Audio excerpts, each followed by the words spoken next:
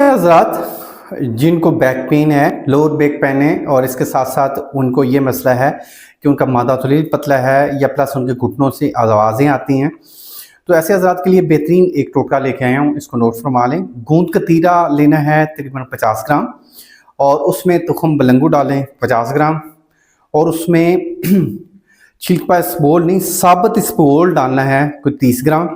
इन तीनों का पाउडर कर लें, अच्छी तरह मिक्स कर लें।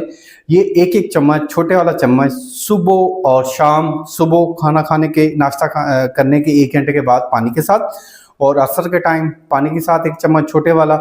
ये सिर्फ 15 दिन इस्तेमाल के घुटनों से आवाज़ें आती हैं, इंशाल्लाह वो ठीक होगा।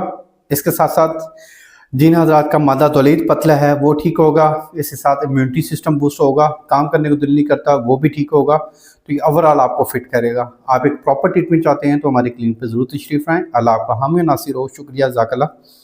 अल्लाह हाफ़िज़।